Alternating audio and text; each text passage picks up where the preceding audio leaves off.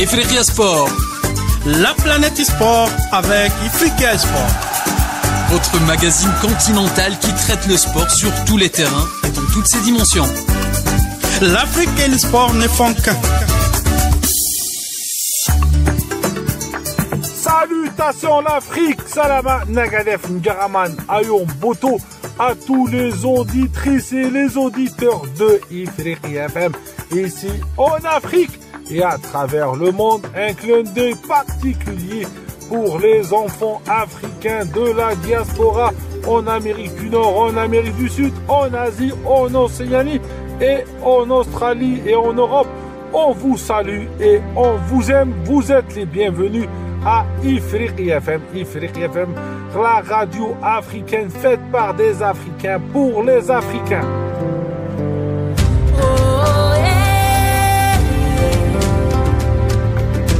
La voix de l'Afrique et la voix du sport. Ifriqiya Sport, votre émission hebdomadaire consacrée pour débattre, pour des réflexions. On reçoit des invités, des journalistes, des anciens sportifs, des sportifs en activité pour traiter des sujets en relation avec l'actualité et le sport africain.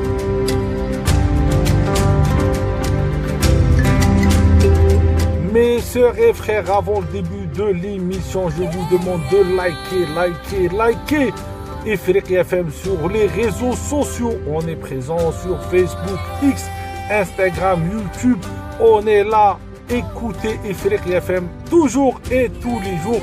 Et aussi nos émissions sportives Ifriqiya Sport et 26 minutes sport.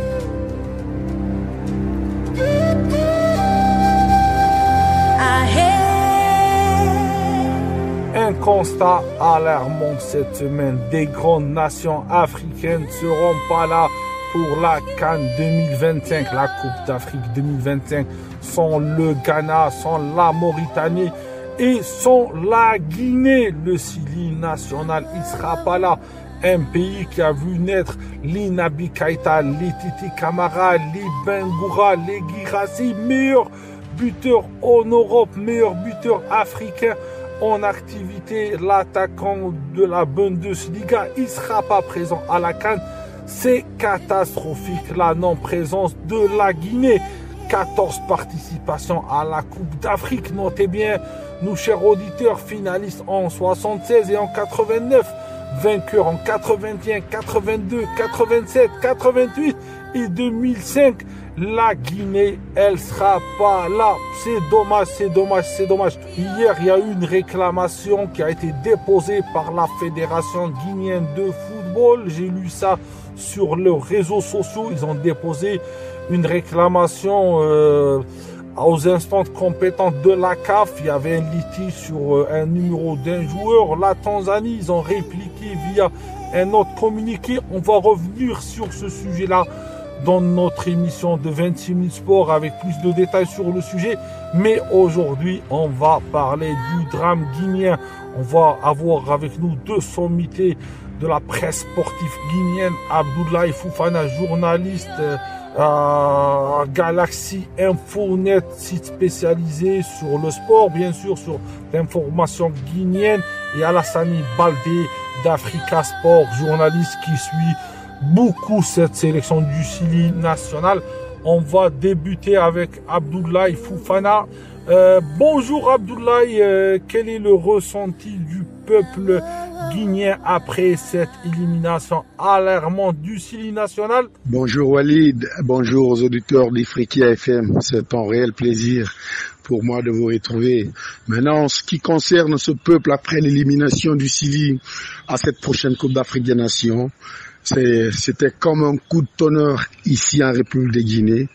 Ce peuple était dévasté, meurtri, après cette triste élimination, parce qu'il y avait de l'espoir. C'est vrai que cette équipe du Sili avait tristement démarré ses éliminatoires en concédant 2 revers d'affilée au stade des Martyrs face à la RDC et au stade Charles Konambani face au Taifa Stars de la Tanzanie.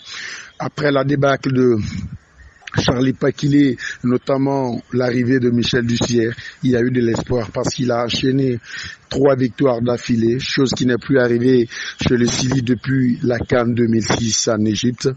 Et s'il y avait ce match qu'il ne fallait pas perdre contre les Taifa Stars, aussi qui avait fait une belle victoire du côté du Stade des Martyrs face à l'Éthiopie Walia, et le Chili a montré des choses parfois bonne mais très moyenne, et finalement on a vu, il y a eu ce but qui prive la Guinée à cette Coupe d'Afrique des Nations. Hier, dans la circulation, il y a eu moins d'embouteillages, on a senti de la frustration, on a senti un peuple complètement dévasté, et ce matin, dans les journaux, dans les cafés, on ne parle que de cette douloureuse ou triste élimination du Chili national de Guinée, qui avait pourtant ses chances de se qualifier parce qu'un seul match nul pouvait permettre à cette équipe de se qualifier à la prochaine Coupe d'Afrique des Nations. Mais malheureusement, il y a eu cette défaite qui prive le peuple de cette fête du football. La Guinée est un pays de football, une très grande nation de football. Ce pays vit football, mais malheureusement, grâce à cette défaite, la Guinée se sera privée à la prochaine Coupe d'Afrique des Nations. Encore une fois, ce matin, on sent de l'accalmie, moins d'embouteillage, moins de circulation.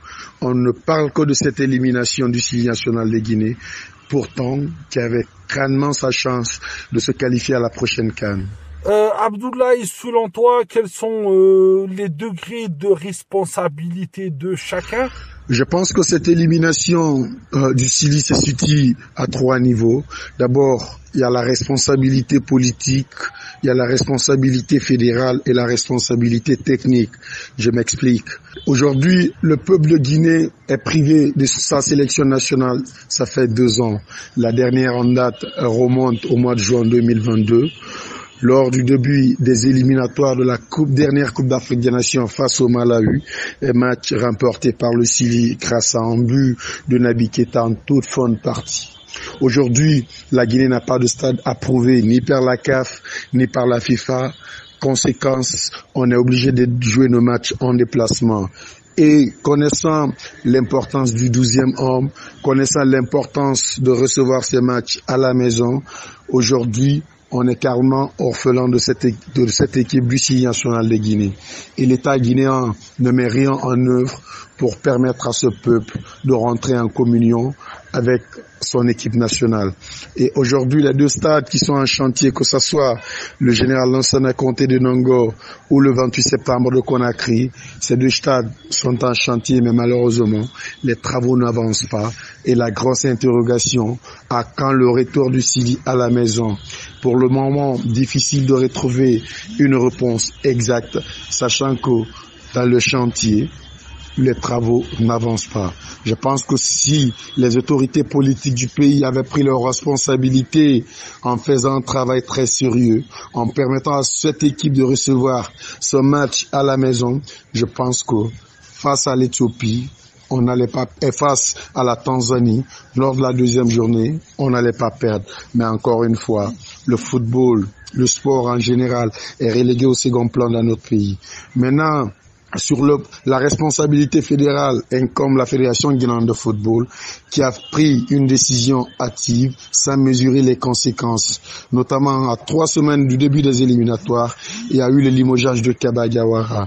Celui qui devait prendre les rênes de cette équipe du Chili après son limogeage, est-ce que c'était la personne indiquée, Charlie Paquilé, autrefois assistant de Kaba Diawara, qui ne faisait pas l'unanimité. Il a été éjecté parce que tout simplement, il y avait des cadres du Chili qui n'étaient plus d'accord de son travail au sein de cette équipe du Chili. Malheureusement, un technicien assistant qui a été désapprouvé par les joueurs a été repris, nommé sélectionneur principal par l'équipe de Boubadina Sampil, sachant que le courant ne marchait pas entre ce sélectionneur et certains joueurs du Chili national de Guinée. Conséquence, lors de ces débuts des éliminatoires, il y a eu ces bazars et finalement, la Guinée a concédé 2 revers d'affilée. Sur le plan technique, ça résulte du match d'hier. Je pense que Dussier n'a pas fait de meilleur choix. Et en termes de réaction sur le terrain, on a vu une équipe qui n'avait pas montré plus d'envie, qui n'a pas montré de volonté. Et en face, il y avait une équipe qui a tout montré, qui a travaillé en schéma, tactiquement, techniquement, ça paye cash et finalement, ça prive le Sili à la prochaine Coupe d'Afrique des Nations. Donc moi, en tant qu'analyste spécialiste guinéen, je situe cette élimination du Sili à 3 niveaux. La responsabilité politique qui incombe le gouvernement, qui n'a pas permis à ses joueurs de jouer à la maison, à l'administration fédérale qui a fait un mauvais choix en limogeant Kaba Diawara et en ne mettant pas la barre un peu plus haut, en allant chercher un technicien de top niveau, capable à cette équipe de retrouver son niveau. Et troisièmement, à Duché qui n'a pas fait le meilleur choix hier face à cette équipe de Taïva Star. Pour mon avis, moi je vais donner mon avis. Pour moi, le changement de Kaba Diawara, il est pour quelque chose. Et selon toi, c'est vrai ça ou non? Oui, le changement de Kaba en est pour beaucoup dans cette élimination du Sili national de Guinée. Je pense, c'est vrai que je suis d'avis que Kaba devrait être limogé depuis bien avant la fin de la dernière Coupe d'Afrique des Nations. Mais en limogeant Kaba, il fallait mettre le cap un peu plus haut, en allant chercher un technicien de top niveau qui n'avait rien à voir avec le niveau de Kaba, qui pouvait permettre à cette équipe de progresser, comme l'a fait Dussier. Mais malheureusement, à 3 semaines du début des éliminatoires, on est allé chercher un ancien assistant de Kaba Diawara qui n'avait aucun vécu, aucune expérience, qui a été désapprouvé par certains joueurs du Sili national de Guinée et qui a été repris par la nouvelle équipe dirigeante du football guinéen. On aimerait bien aussi savoir quelles sont les décisions qui sont tombées dans ce sujet-là, le sujet de l'élimination. Pour le moment, il n'y a pas de décision particulière après cette élimination du Sili national de Guinée.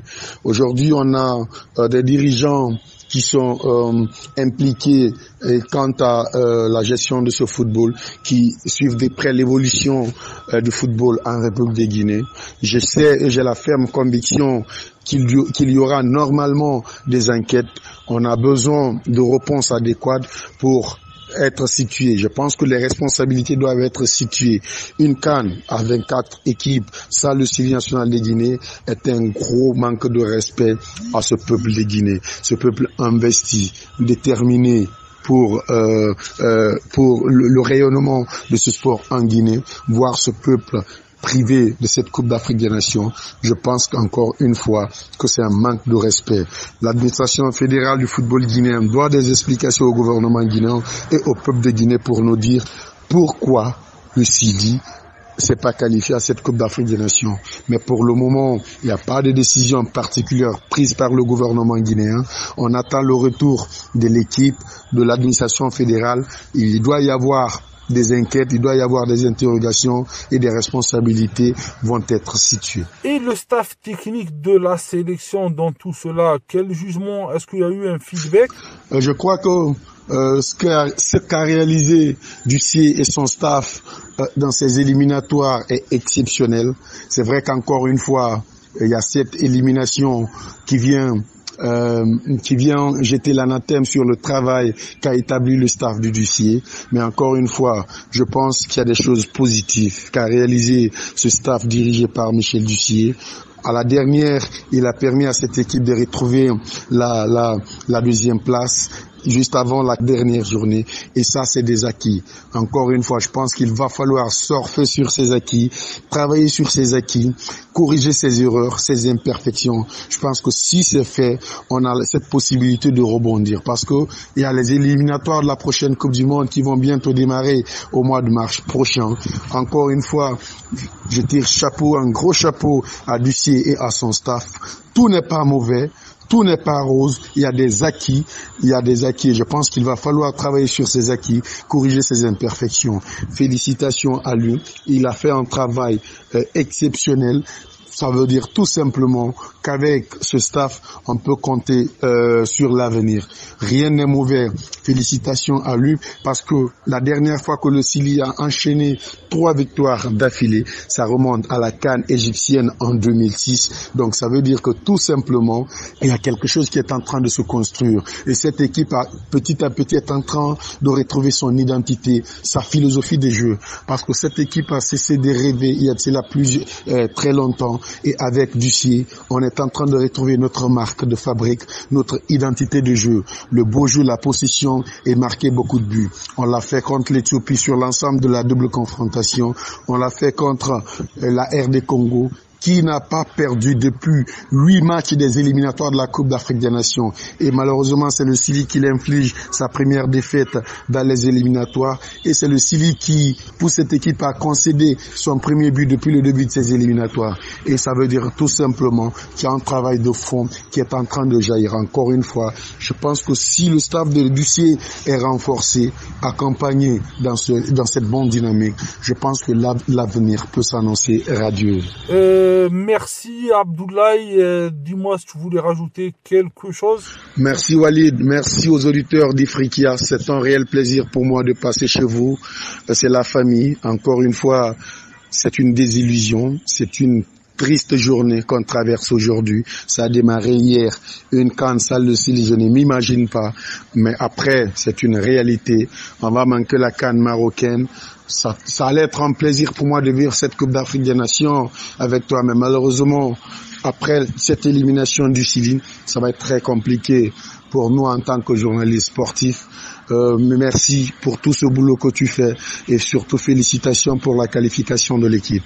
Merci Abdoulaye Fofana de ta gentillesse, merci Abdoulaye Fofana de cet éclaircissement. On va continuer sur ce sujet-là, la catastrophe footballistique guinéenne avec Alassane Baldé d'Africa Sport. Bonjour Alassane.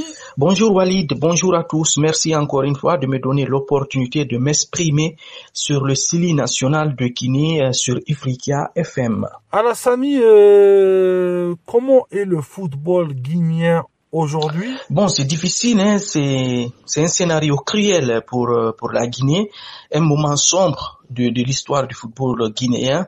Et alors qu'un match nul suffisait au Chili national de Guinée face à la Tanzanie pour ses qualifications pour la CAN 2025, la Guinée donc a été battue 1-0 à Dar es Salaam lors de la 6e journée donc de ces éliminatoires.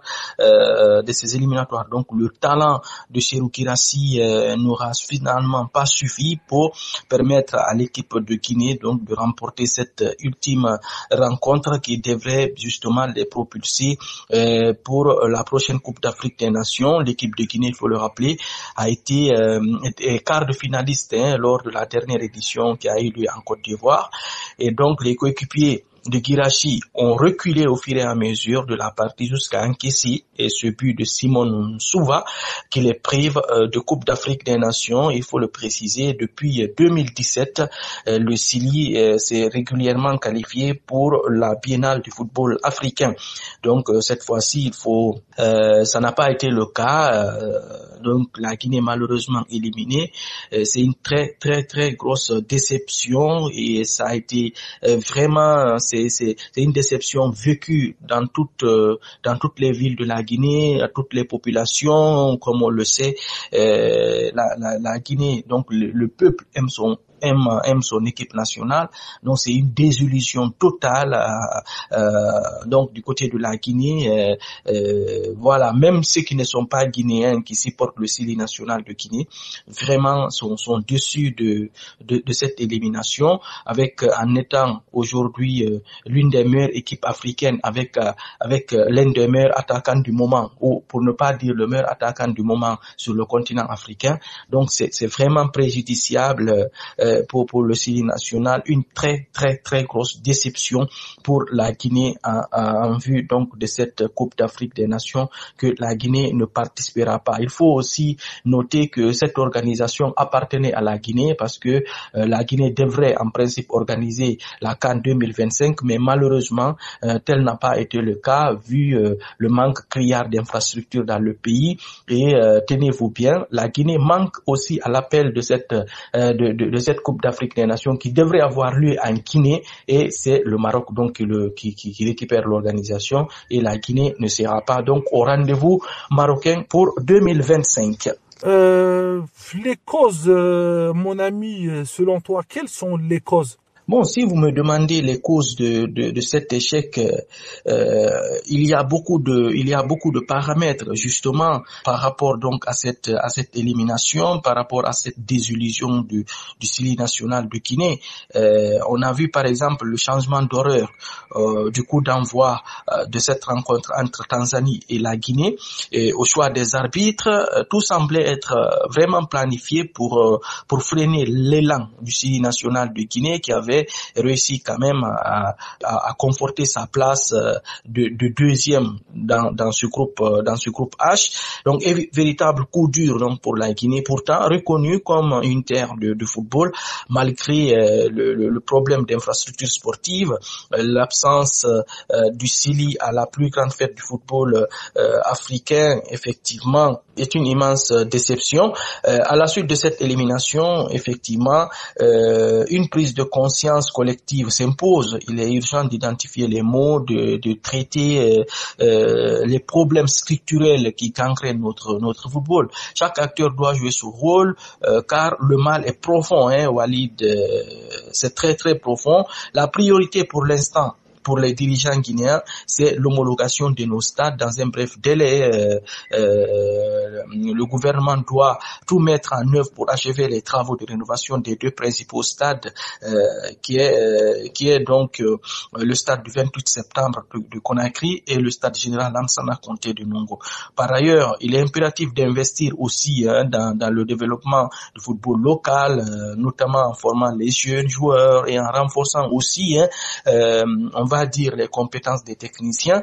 Cette élimination de la Guinée prouve à quel point le manque de leadership et d'engagement politique dans le domaine du sport, et comme c'est le cas d'ailleurs dans beaucoup d'autres domaines, comme nous sommes dans le domaine du sport, on ne peut pas évoquer d'autres domaines, mais tous les domaines souffrent de la même situation dans le pays.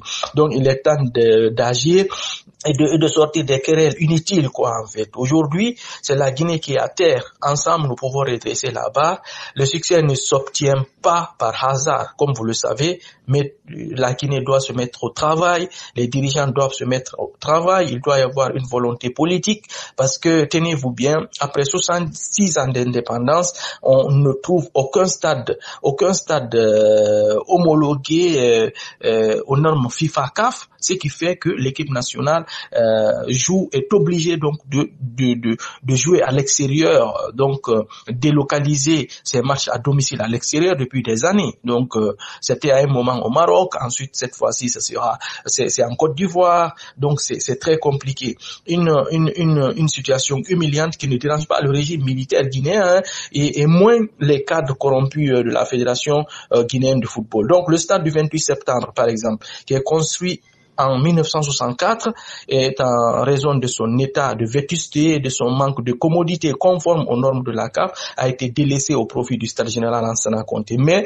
ce don issu de la coopération sino-guinéenne, construit en 2007 et ouvert au public en 2019, ne répond pas non plus aux normes internationales de la CAF et de la FIFA, le rendant inapte à accueillir des matchs internationaux. Donc une chose est certaine, un pays qui n'a pas de stade homologué, Walid, tenez-vous bien, ne mérite pas de participer à une Coupe d'Afrique des Nations. Et j'aimerais bien savoir quelle a été la réaction des joueurs sur leurs réseaux sociaux ou via la presse sur cette élimination. Il y a eu un sens ou une réaction des joueurs?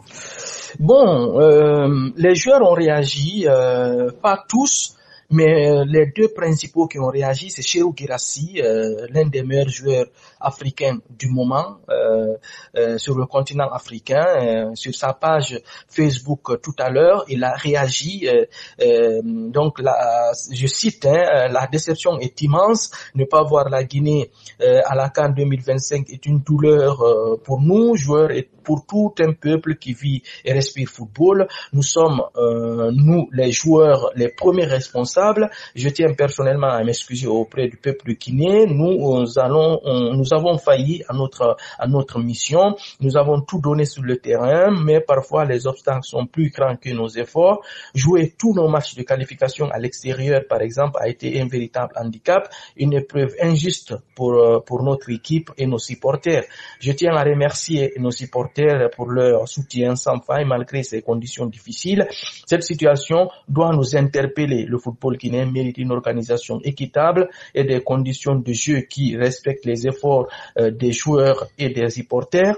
L'organisation et la gestion de notre football doivent être à la hauteur du talent et de la passion de notre peuple. Ce n'est pas la fin de notre histoire, c'est une étape. Nous allons travailler, nous relever et nous battre pour revenir plus fort. La Guinée mérite d'être au sommet. Donc ce sont les propos de Cherou Guirassy tout à l'heure, donc sur sa page Facebook. Il met un accent particulier justement sur la gestion du football guinéen qui mérite justement une organisation équitable et des conditions de jeu qui respectent les efforts des joueurs et des supporters. Donc l'organisation et la gestion du football doit être à la hauteur du talent et de la passion de notre peuple. Donc selon ces propos donc de Cherou Guirassy. Et puis Moriba Kourouma aussi qui n'avait pas été sélectionné depuis les 2 premières journées et donc lui aussi sur son compte Instagram a réagi. Il est temps que le président de la fédération et tous les décideurs donnent des explications au peuple. Voilà. Donc voilà un peu les réactions de quelques joueurs. Donc ce sont les 2 pour l'instant qui ont réagi sur leurs différentes plateformes pour dénoncer effectivement la gestion calamiteuse du football guinéen. Et le staff technique du Sili national, il a déclaré quelque chose à Alassani ou pas de déclaration en vue? Bon, concernant le staff, je ne saurais le dire puisque la délégation guinéenne est en route pour Conakry. Peut-être à leur arrivée, les leçons vont être tirées. On saura est-ce que le staff sera maintenu ou est-ce que il va y avoir un nouveau staff. Mais pour l'instant, quand même, il faut retenir que Michel Ducier et ses hommes avaient quand même réussi à relancer la Guinée après 2 défaites consécutives lors de la première et de la deuxième journée, lors de la première et de la deuxième journée contre la RDC et contre la Tanzanie. Donc, contraint de gagner, le Sili avait dominé l'Éthiopie lors des matchs aller et retour avant de mettre fin à la série d'invincibilité des Léopards du Congo avec une victoire d'1-0. Donc, lors de cette dernière journée décisive contre la Tanzanie à Dar es Salaam, la Guinée n'avait besoin d'un point à défaut d'une victoire pour se qualifier. Donc, c'est pour dire que le bilan de Michel Ducier est bon. Donc, 3 victoires et une défaite, en tout cas à l'issue des 4 matchs qu'il a disputés avec le Sili. Donc, car malgré les multiples potentialités du pays et les richesses énormes dont dispose le pays, fait face donc à un manque criard d'infrastructures. Donc ça, il faut quand même le souligner. Donc le staff met aussi un accent sur ça, puisqu'à chaque conférence de presse, on alerte, on tire la sonnette d'alarme. Pourquoi on ne joue pas en Guinée? Pourquoi le gouvernement, l'administration guinéenne n'a pas la volonté de mettre en place, au moins ça ne reste qu'un stade. Donc on va voir ce qui va se passer. Est-ce que le staff restera? Mais pour moi, si vous demandez mon avis, je préfère que Michel Ducier reste, mais qu'il reste et qu'on l'entoure avec vraiment d'autres personnes ressources qui peuvent vraiment l'aider à pouvoir peut-être accomplir sa mission. Ça ne reste que pour qualifier la Guinée à la Coupe du Monde 2026, parce que c'est ça maintenant la véritable mission du staff technique de la Guinée. Donc, mais pour l'instant, rien n'est acté. Pour l'instant, rien n'est décidé. Peut-être s'il y a une information concernant justement le limogeage du staff technique et la mise en place d'un nouveau staff, on en parlera peut-être dans les prochaines émissions.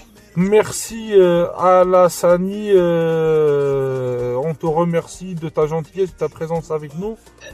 C'est de dire merci beaucoup à Walid et à toute l'équipe, à tous les auditeurs donc qui nous écoutent. C'est un plaisir pour moi justement d'être là à chaque fois quand vous avez besoin de moi. C'est important et je souhaite que nous allons nous relever avec donc cette équipe ici nationale du Guinée qui a un vivier de bons footballeurs. L'espoir est permis, mais pour l'instant, on va essayer de nettoyer nos larmes pour essayer de mieux se relever pour la prochaine fois. Merci et à très bientôt. On a terminé ce volet de football guinéen. On reviendra sur le football mauritanien, sur les causes et les conséquences de cette élimination dans nos prochaines émissions. Sur le football guinéen, on a déjà parlé de ça. Mes frères et sœurs, on arrive à la fin de l'émission. Faites attention à vous et à la semaine prochaine pour un autre numéro de Ifriqiya Sport. Et en début de semaine, 26 minutes sport.